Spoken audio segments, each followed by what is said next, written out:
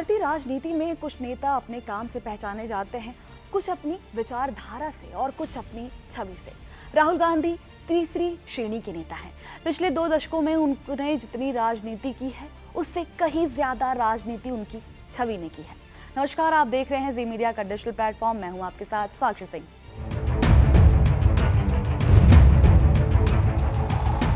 आज जब राहुल गांधी अपना 56वां जन्मदिन मना रहे हैं, तब ये सवाल सबसे ज्यादा प्रासंगिक है कि क्या वे वास्तव में उस राजनीति परिपक्वता तक पहुंच पाए हैं जिसकी कांग्रेस को उनसे उम्मीद थी। उनके समर्थकों उनके लिए वे देश के लोकतंत्र और संविधान की रक्षा के लिए लड़ने वाले एक योद्धा हैं, तो वहीं आलोचकों के लिए वो एक ऐसे विरासत प्राप्त राजनेता हैं जो खुद को एक सफल नेता के रूप में पूरी तरह स्थापित करने में असमर्थ रहे हैं। लगभग 2 दशकों के सक्रिय राजनीति के बाद उनके 56वें जन्मदिन पर उनकी राजनीतिक यात्रा को लेकर वही बुनियादी सवाल खड़े हैं जो उनके करियर की शुरुआत में थे। राहुल गांधी की सबसे बड़ी चुनौती विपक्षी दल नहीं बल्कि उनकी अपनी छवि रही है। देश के सबसे प्रभावशाली राजनीतिक परिवार में जन्म लेने के कारण उन्हें एक मजबूत राजनीतिक विरासत तो मिली, लेकिन यही विरासत उनके लिए एक बड़ी कमजोरी भी साबित हुई। भारतीय लोकतंत्र में मतदाता राजनीतिक परिवारों को अवसर तो देते हैं, लेकिन वो ये भी परखते हैं कि नेता ने अपनी पहचान खुद बनाई है या नहीं। राहुल गांधी के साथ समस्या ये रही है कि एक बड़ी आबादी उन्हें हमेशा एक वंशवादी नेता के रूप में देखती रही है, जो आम जनता के जमीनी संघर्षों से बहुत दूर है। देश के विभिन्न हिस्सों में चुनावी रिपोर्टिंग के दौरान आम लोगों से अक्सर एक ही बात सुनने को मिलती रही है कि वो इंसान बहुत अच्छे हो सकते हैं, लेकिन क्या वो एक मजबूत नेता हैं?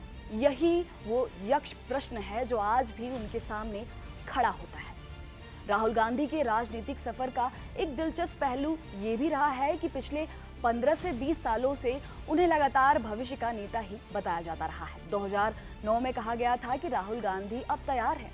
2014 की हार के बाद कहा गया कि वो इस हार से सीख रहे हैं।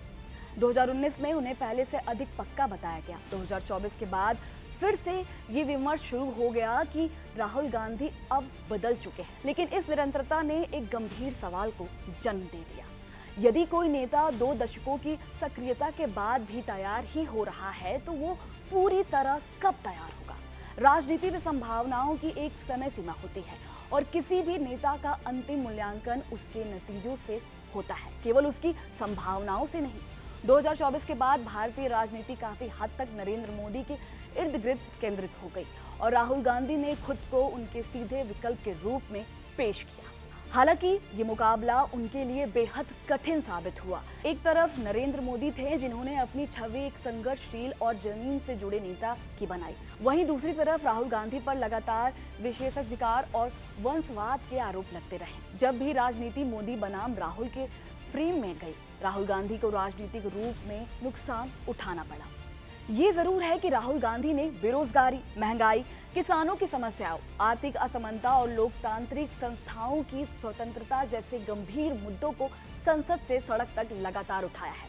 बीते बुधवार 17 जून को भी वो कोटा में छात्रों से संवाद कर रहे थे। कई मौके पर उनके तीखे सवालों ने सरकार को जवाब देने पर मजबूर भी कर दिया, लेकिन राजनीति में केवल मुद्दे उठाना पर्याप्त नहीं होता है। जनता ये भी देखती है कि उन मुद्दों को उठाने वाले चेहरे पर वो कितना भरोसा कर सकती है। राहुल गांधी के नेतृत्व को लेकर सबसे बड़ा सवाल हमेशा उनकी जवाबदेही और निर्णय लेने की क्षमता पर उठा है। 2019 के लोकसभा चुनाव में कांग्रेस की करारी हार के बाद उन्होंने नैतिक जिम्मेदारी लेते हुए अध्यक्ष पद छोड़ दिया था, लेकिन इसके बावजूद पार्टी के सबसे बड़े और निर्णायक नेता वही बने रहे। यहीं से एक राजनीतिक अंतर्विरोध पैदा होता रहा। आलोचकों का सवाल है कि विपक्ष के नेता के रूप में संवैधानिक जिम्मेदारी संभालने के बाद भी क्या वे संगठन के भीतर औपचारिक जवाबदेही जैसे कांग्रेस अध्यक्ष पद से कतराते हैं, और यदि वो केवल एक सामान्य सांसद है तो कांग्रेस की पूरी राजनीति उनके इर्द गिर्द क्यों घूमती है?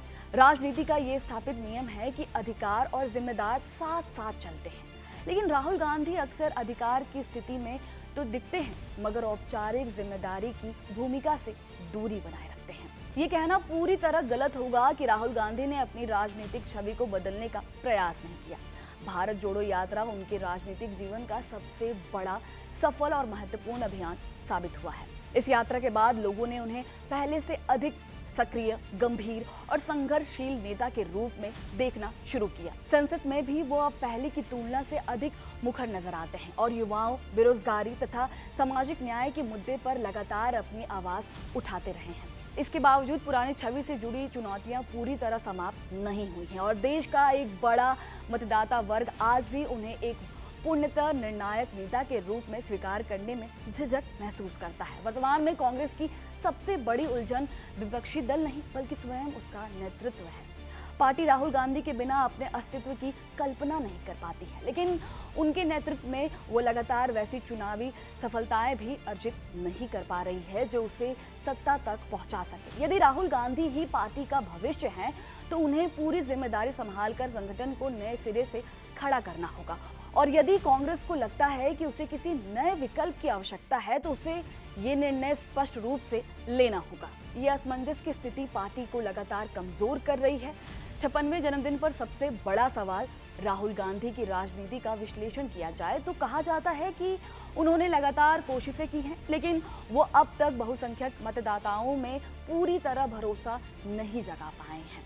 यही कारण है कि आज उनकी सबसे बड़ी लड़ाई किसी विरोधी दल से नहीं है बल्कि स्वयं अपनी राजनीतिक छवि से है। उन्होंने खुद को बदलने और बार बार वापसी करने के कई प्रयास किए हैं, लेकिन आज भी देश का एक बड़ा हिस्सा ये सवाल पूछ रहा है कि क्या राहुल गांधी वास्तव में वो मजबूत नेता बन पाए हैं जिसकी कांग्रेस और इस देश को जरूरत है। यदि आने वाले समय में वो इस सवाल का एक ठोस और व्यवहारिक उत्तर दे पाते हैं तो उनकी राजनीतिक कहानी बदल सकती है, अन्यथा उनका पूरा करियर अधूरी उम्मीदों और अनंत संभावनाओं का एक दस्तावेज बनकर ही रह जाएगी।